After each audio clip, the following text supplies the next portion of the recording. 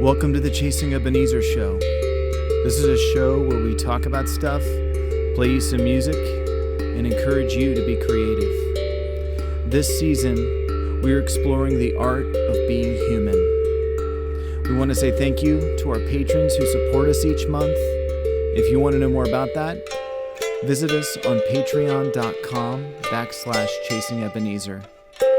For more information about our musical endeavors, visit chasingebenezer.com.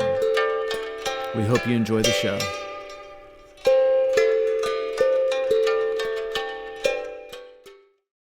Well, it's nice to be back talking about being human. Yes, it is. And I'm Heidi. This is Benjamin.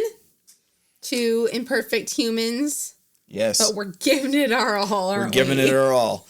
We're sitting in chairs today, and we're going to do our best to not squeak the chairs. You've told me I have to. Well, I know. I'm catching myself. I'm like, squeak. I'm going to sit as still as possible. Just trying something new. You know, it's our show. We can do what we want.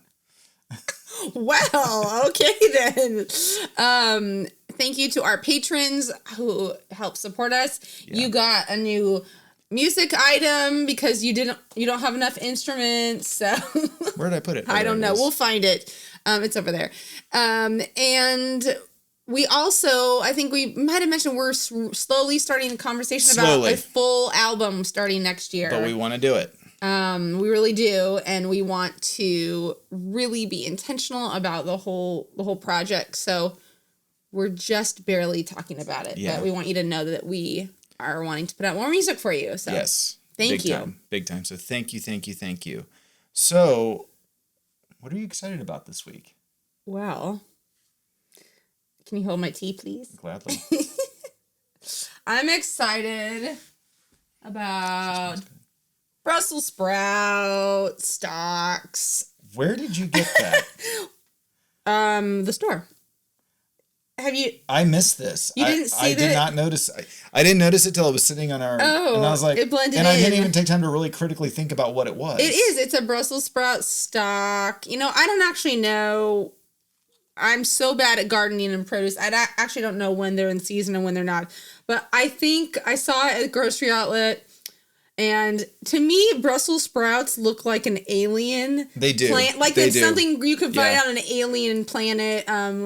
A lot of us, when we eat them, we they're taking off the stalk and they're just in a bag or whatever. But I just love the way they look on the stalk. I've never seen this before. Well, there you go. It looks really cool. It's really cool, yeah. And shout out to Brussels sprouts. I have a complicated relationship with vegetables, but I love Brussels sprouts. It depends how you cook them. I mean, how I've eaten them. Yeah. I've liked them. Okay, and the other thing I'm excited about is, I gotta pick it up here, is painting globes. This was my first one because I was doing a test on it. I wanted to test one out first before the specific one I was asked to do it. It looks so good. Thank you. And so I'm just really excited. It's just fun to paint something different. Sorry if you're listening to the audio, you can't see what I'm doing. But, y'all are missing out. Go to our YouTube or Facebook page. But it's just kind of a fun thing to do something different. So yeah. Well, it looks really, really good. Thank you very much. What are you excited about? I'll take my tea back. Well, please. I'm gonna take a break and I'm gonna go grab my little machine over there and show it to you. Okay. So it'll be a fraction of a second for you. It might be more than that for us. So hold on. So that was a really long break. I bought myself a kick pad. Now this looks like just another guitar pedal, but it's basically, I can have a kick drum without having to bring an actual kick drum. It's super nice. Some people call it a stomp. Some people call it a stomp box. Roland apparently calls it an SPD1. I don't know if there's others. Kick. They have all kinds of really cool stuff. But I have like 22 different things I can put in here. Very cool. I won't geek out, but so much. I know. But yeah. So you may or may not hear it in one of our recordings sometime soon. But when we play as a duo, and we're missing our drummer, who, by the way, got married this weekend. Congratulations, Ryan and Christine. Woo. It was a super fun wedding.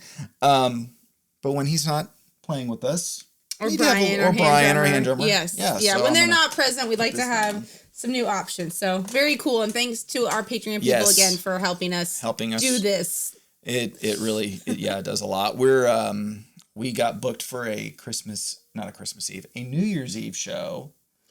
So if you are going to be anywhere in the area, we have a great opportunity for New Year's Eve. December 31st, we're going to be at a place called Clover Lane. It's in Hawkinson/Brush Prairie area. It's not that far from Portland. No, but it's a super city. cool venue. I met the owners. They're super sweet people, and we're excited. There's a magician that's going to be there, we found out, and our full band's going to play. And then there'll be a couple, us and another band are going to play. So make plans if you don't have anything. Band. We think. It's still in process, but we are definitely playing on the 31st. So, but come out. Yes, absolutely. Absolutely. So that's what I'm excited about. Humanity. I felt... can I go back really quick, though?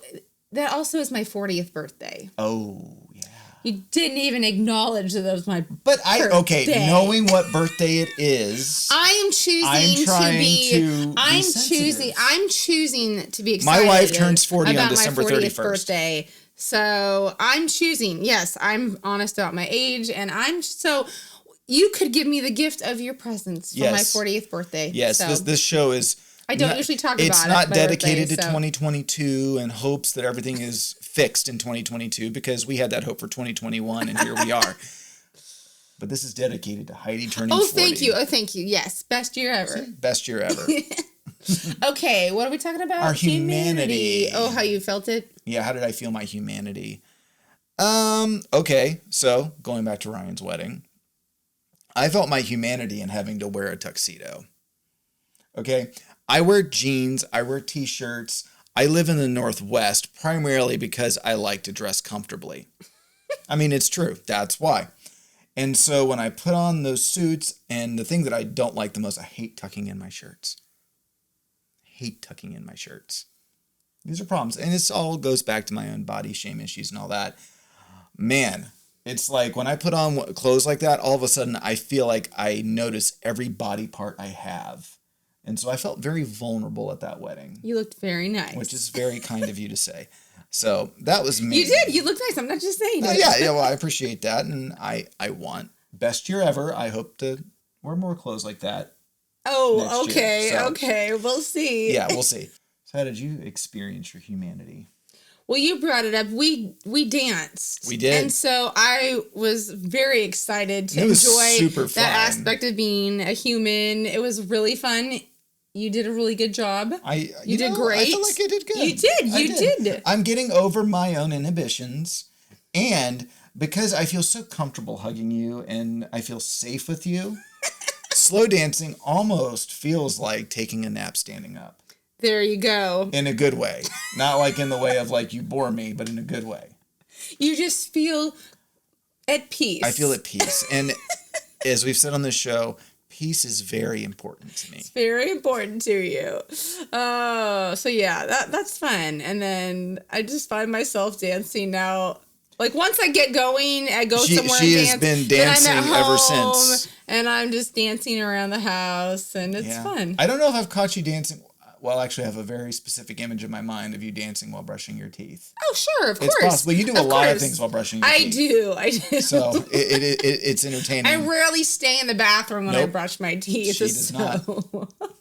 And that's one of the many things I love about you. Why, thank you.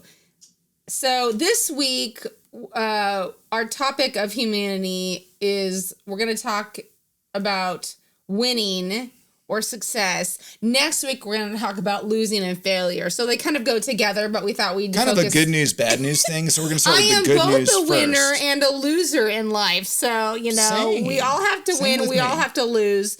And so we figure we'd separate them into 2 weeks. Winning this week. All right. So here we go. Let's go win. So with winning or success, what is something you remember either winning or achieving that you feel really proud of? I have several. Several, okay. Several. Alrighty. I might have mentioned this a couple weeks ago, but when I was maybe like 8 or 9, I won a pumpkin carving contest and I won a 10-speed bike. Boom. Boom. So let's face it, my mother probably did more. I mean, she did so much of the helping. It's not like I let her do it, though. I was involved. So I did. I won. I love even how now you have this moral dilemma. I do. This honesty thing. I do. I always want to be so honest. So anyway, I won that. And then I won a Rockadoodle coloring contest at Dairy Queen. Rockadoodle was a cartoon that it came out when I was like maybe elementary school, junior high. And I won the full movie figurines, all the little figurines. So... boom. Boom. And I was really proud. I wanted to win, but I didn't win, but I was runner-up for a short story I wrote in a writing contest. Oh, was it the Funeral Arranger? Yes, that was actually really, really, really good. Thank you. I liked it a lot. Yeah. So I've won a few things. Next week, I'm going to talk about some losses. So we'll save It'll be a longer episode for You'll be us. Crying and sobbing. Okay. How about you? I won.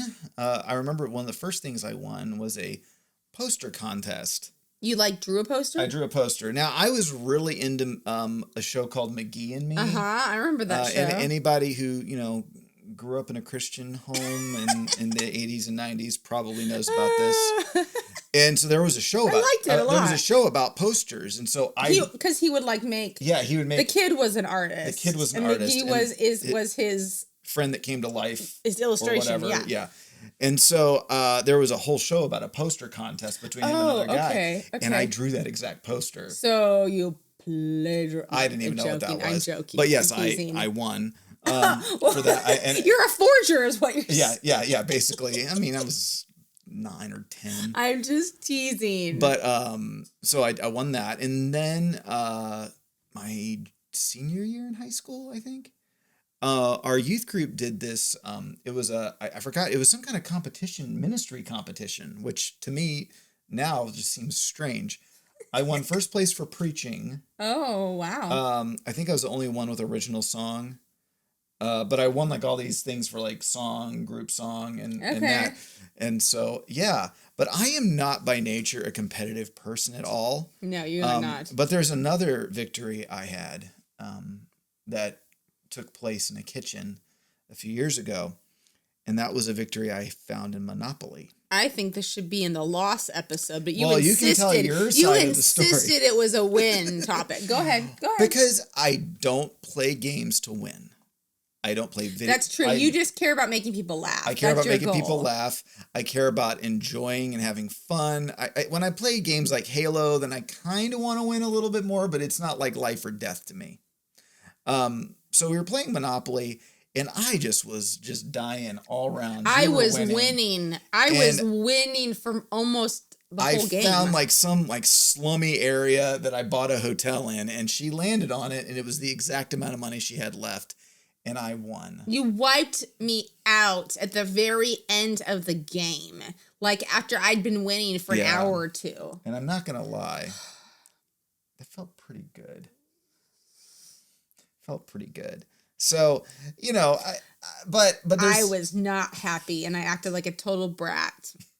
And I admit that. Total brat. Because I started to feel like it was my actual money. Mm-hmm. And then that you were taking all my money away and impoverishing me. She does think that Monopoly is real money. Can anyone else relate to that? I don't. I have not played Monopoly I since. Care less. It's been years, at least 10 years. I have not played Monopoly since. So I'm glad that your win was so meaningful to you. It was so meaningful. Oh, goodness. I know. So when we're thinking about winning or success, that's a huge part of especially our American culture. Oh, yeah. So many competitions. And winning is very important to us in this society. Yeah. I think some of that might be because of the fact that we are an individualized culture. It's all about, we love team sport. Well, some people, not me, love team sports. And so there's that, but I think that we're very individualistic. We're very tribal. And so we like to make ourselves stand out. And by being really great at something, that is a way to stand out. And I don't think that's wrong necessarily. I mean, what do you think? I think that it's very complicated. Yeah. I think that it's, winning and success, there's like this really healthy balance. I think when it becomes your identity, Right. and that you can't be happy if you're not winning or succeeding or what you perceive as a success. I mean, that's an area I struggle with. If I don't feel like I'm succeeding, then I get so discouraged. That's, I play the violin. And so a lot of violin players, I think there's so much precision that you have to have with that instrument. So I don't know if people like me tend to be attracted to that kind of instrument where there's perfection is just so required, for it not to sound like a dying animal. So when you think about what a win is, that's, I think, really what we're wanting to look at with our humanity. We tend to think about winning as competition and contest and success, but I don't know that we view what wins really are. Yeah. And I also don't think that we realize that another person's win doesn't necessarily mean it's a loss. It doesn't mean that we are failures. So I know there's a couple ideas there, but I know especially as artists, I know writers feel this way, musicians. Let's say that say you've been writing, you're trying to get published, or you're trying, and say a writing friend or acquaintance, gets published first, or let's say someone's song gets on the radio or you get a record deal and then you don't. It can be really hard to, you have to be mindful of their win is a benefit to you too, that another person's win, that doesn't mean that you've lost, and it's a joyful thing. So I think we have a hard time celebrating each other's wins if we're not winning ourselves. Well, and that might be a really important question that to ask is like, what do you personally consider a win? Right. Because what you consider a win, I'm trying to figure out a way to say this that doesn't sound judgy because I don't intend it to, but it says a lot about what you value. It just does. I mean, so like what I consider a win is a large percentage of people liking what I do. And sometimes I associate that with finances. Those are wins for me. Like yesterday, Portland Radio Project tagged us in a post, because they were playing some of our music. I felt really great about that. I was like, oh, good. That little endorphin, that winning endorphin release happened. Yeah. So, I don't know if you're comfortable sharing, but I'll ask, what do you consider winning for you? Well, that's a great question. I read a poem, I think, last year. I think about that. I obviously, as an artist, struggle. I with all of this in being what I perceive as successful. So, but if I'm not loving what I'm doing, then that's a loss. If I'm so focused on trying to make money and trying to have people like it, or trying to be, moving up the career ladder, but I don't any longer love what I'm doing and I'm not enjoying it, then I've also lost. That's a really good point. That's the thing is that's why this winning losing thing can kind of go together, that just because you've won doesn't mean you have. If it's affecting your family in a negative way, or if it's affecting your sense of being loved, then is it really a win? And I think there's a big difference. That's a great point. And I think there's a big difference between winning to take your place among people, among a community, versus to stand above a community. Oh. Does that make sense? Sure. Because, some people really love singing contests and competitions. Not your favorite. Not my favorite, even in the least. And I respect it. It's not wrong. It's not wrong. But I think that, there's this desire to be the best. And I just want to be honest with what I make. and there's a level of excellence involved in that, of course. But, yeah. So I think there's that. I think for you to ask yourself the question of what do you consider winning? And is that a goal that you've set yourself, or is that a goal that you're setting because you're comparing yourself to other people? So, yeah. Yeah, it's a tough one. So I know for me, when I think about success, achieving and winning, I kind of like freeze. It does not motivate me very well. Does it motivate you? No, not really. Not really. No. A little bit, but a lot of it is fear and like, gotta get this right. Where do you think that comes from? Darkness. I don't know. I think for me, it really plays out in this insecurity because I'm not competitive. I just am not. I didn't tend to win at sports. I remember one year of sixth grade, and middle school is hard. Let me just tell you that. I played an interim basketball league, and I never made a shot. Oh.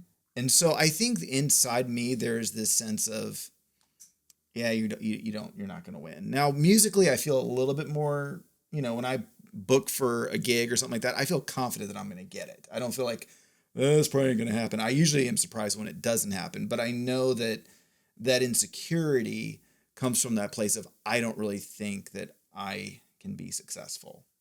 So that's where it stems from for me. Yeah. Yeah, and a lot of these questions might be really good things to journal about. Sure. What's your perspective on winning, on when do you feel successful, when do you not? And I think anytime it's attached to your worth and your value, that's where it's not healthy. Yeah, it's becoming unhealthy. I agree. Because it is good to be confident about what you do. Totally. I know that when I'm not feeling confident, that's when I perform. I don't perform as well. So it's important to be confident in if you've practiced or studied, if you've done your best to prepare, then there you go. You can only do your best. And some days we do great. Sometimes we don't. Exactly. Exactly. Like when we play shows, it's really funny because I've observed this is like when we have a really good show and then we have another one the next day, I'm kind of like, I'm starting to get superstitious because I notice like the one the next day is kind of like, it's not bad. And most people don't notice, but I know like it won't feel as magic. Like you're in the pocket. Yeah. And then when I have a bad show and then I go into another one, I'm like, I feel like, oh, we got this. It's so strange. Yeah. It's so strange. So what does a healthy view of success look like, and how can that fuel creativity? Why don't you tell us? Why don't I tell us? This is just my opinion. I think that you can either be two extremes when it comes to your art. Okay? There's the perfectionist. He's pointing at me if you're just listening and not watching. There's the perfectionist who overanalyzes every single detail. Yeah, exactly. Gets it all right, and then it never comes out or it never gets finished. I'm not saying that necessarily about you, but sometimes. Okay, fine. Okay. Completing projects is very hard. Projects. And then you have the good enough. I'm pointing at myself. Who thinks that the raw idea in its purity, in its original form, is as God intended it. Okay. And so, it's still that idea of it's good as it is plays out, but to recognize that, wow, the need for excellence is important. Well, not every song is meant to be played in public. Not every drawing is meant to be shown. And that's really hard for me. So it's hard yeah. Sometimes it was just in that moment. Yep. It was for you. It was like, okay, now that that's been put out there, expressed, we can move on to something else. And that's okay. But I do think that as artists, we have a call to put out the best work we can that best represents who we are. But the goal is not to be perfect. The goal is to be authentic and to have it represent your skill level at that time. Well, I think that's why demos, a lot of our patrons, $5 or up, get a monthly demo from us every month. And I have to keep reminding Ben, it's a demo. It's a sample of something we're working on, but it's not a full polished studio. I will treat it like I'm recording an album. I'm like, okay, it's a demo for a reason. And that's what sometimes I'll do with some of my paintings, or I'll draw a little sketch of what I think the painting is going to be really quickly. It's meant to be like, okay, what I'm hoping to do. So sometimes things evolve. Sometimes it's like, you know what? I keep like a list of paintings I want to make.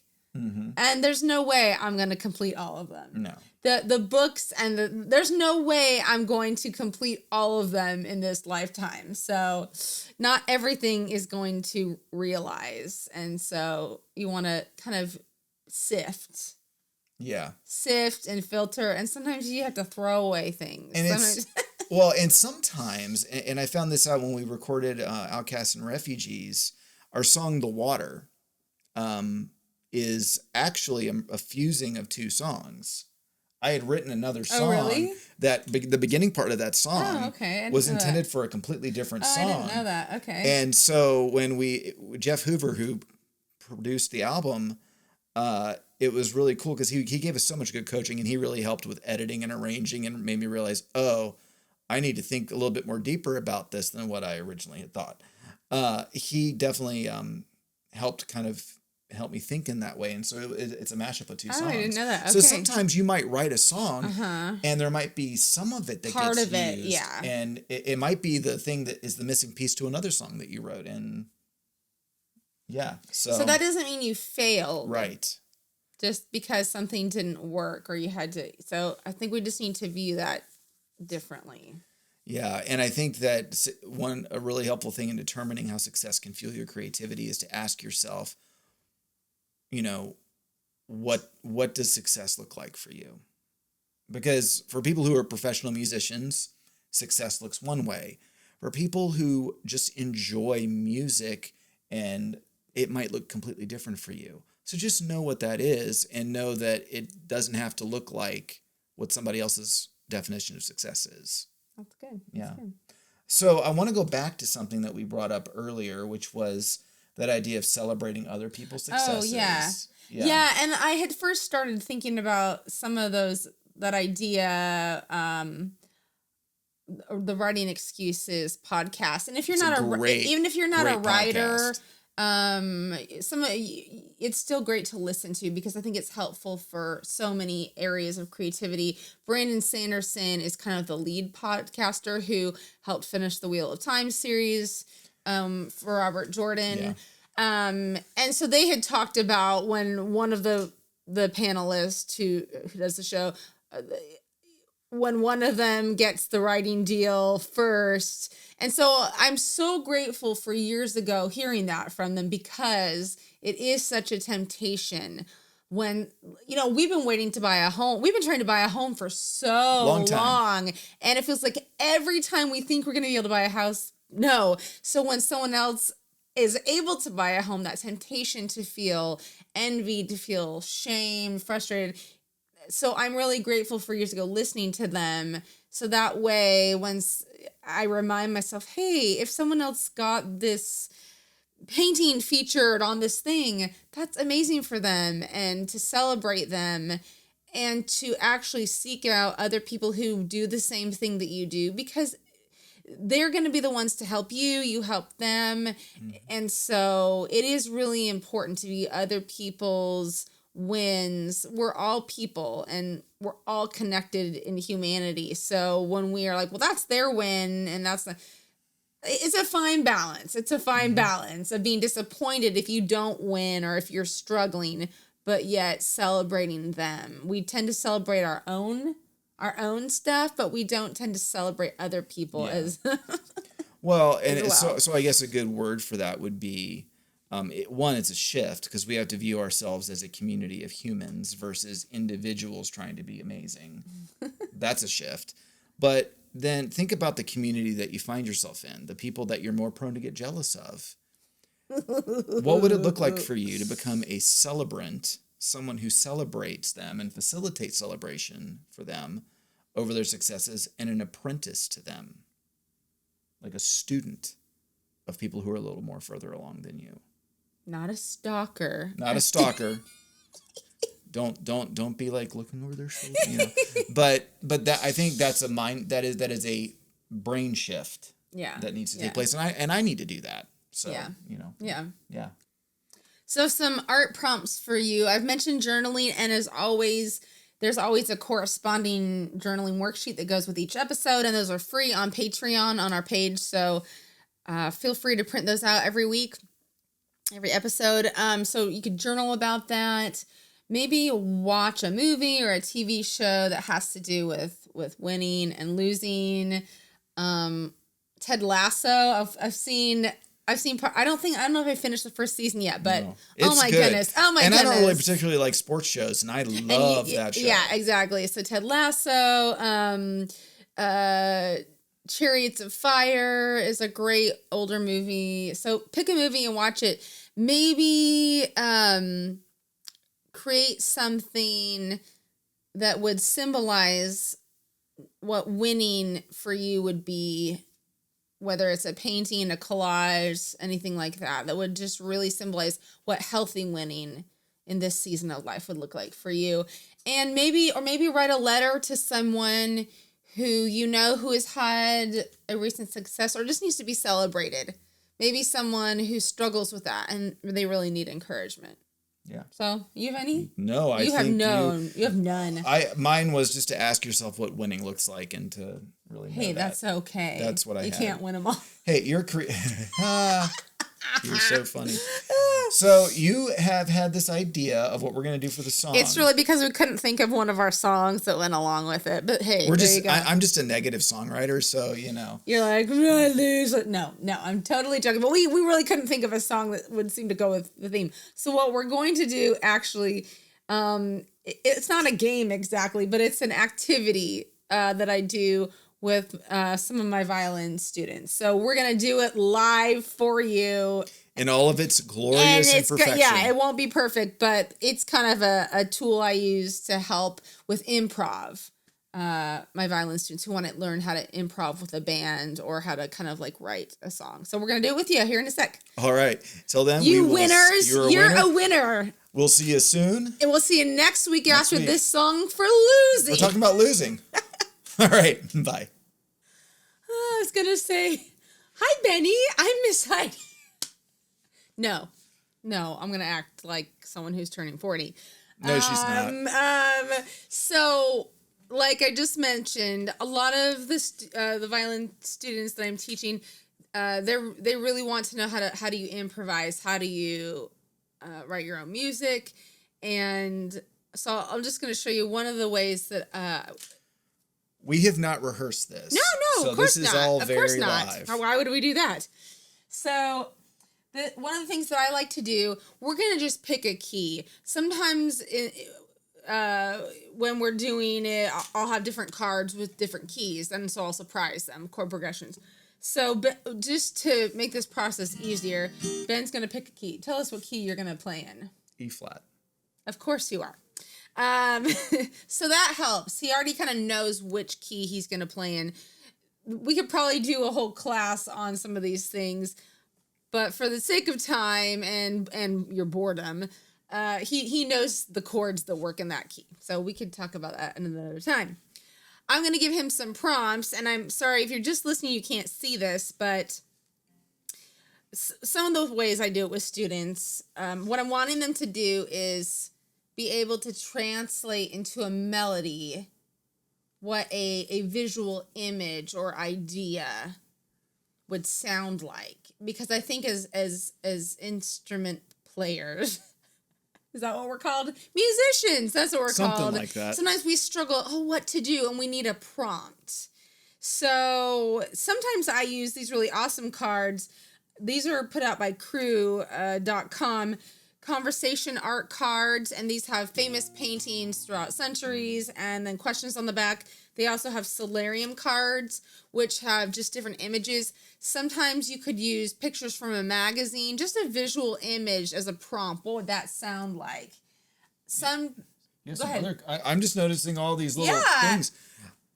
You should take violin lessons from Heidi. This is pretty cool stuff. Pretty fun. Sometimes you could use colors. Okay, let's say you're going to play in E flat, but play me something that would sound like the color black.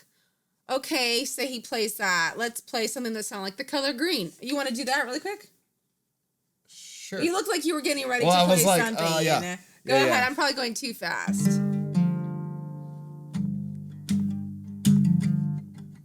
Oh, yeah.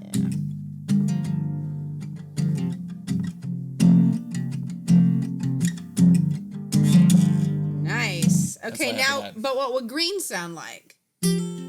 Oh, there you go.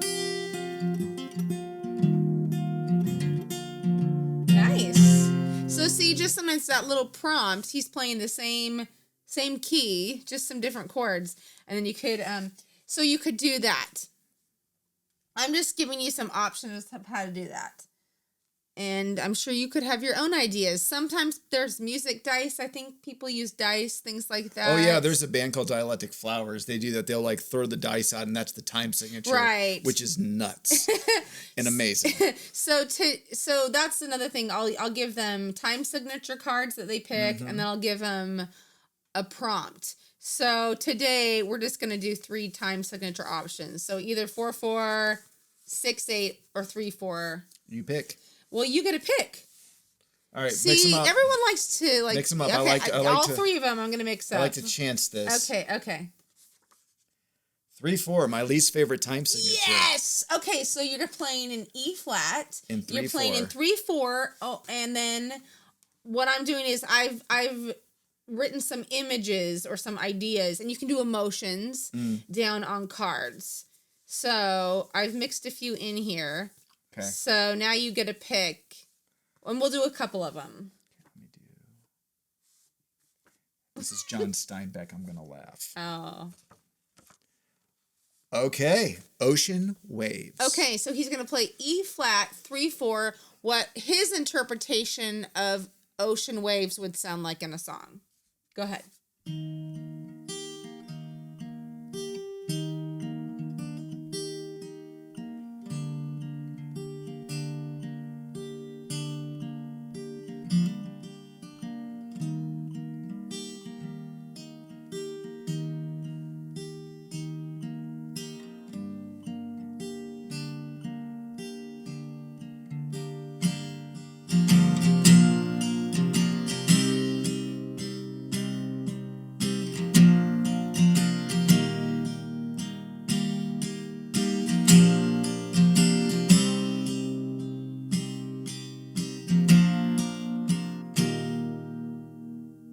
Nice. That's awesome. That's fun. That's great. That sounded like the ocean. Okay, so same.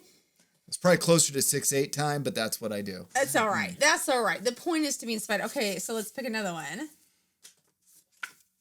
Snow falling. Okay, so we had ocean waves. Now I'm switching keys here. No. What? That's not what no I let my fun. students do. Okay, fine. Because we're not done. Okay, so we did ocean waves, E flat, 3/4. Now you're gonna switch The snow falling. to snow falling. Do I Same pick- key, same time signature. Okay, give me a sec. And this is with my violin students. A lot of times it's just we're working on bowing. And so the way you bow can create a totally different effect. With guitar, it's plucking or strumming.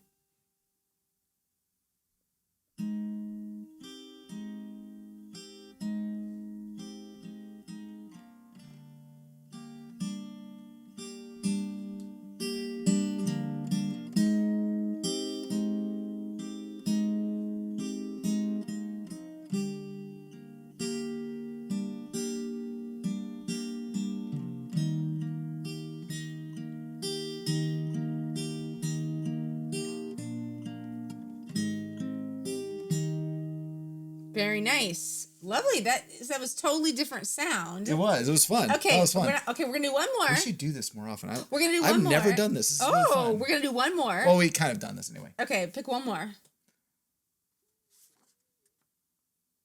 What is it?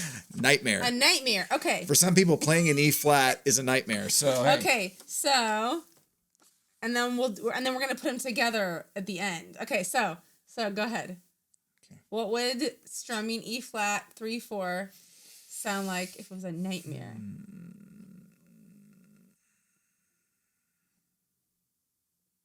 And don't think about it too hard. That's my other. Oops. Hey, don't spend too much time thinking about it.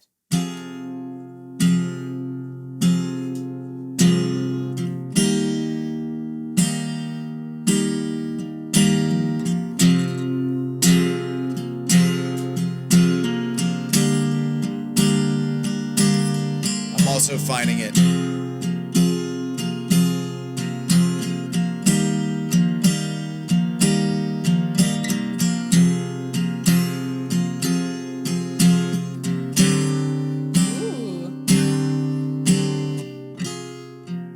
Very nice. Yep.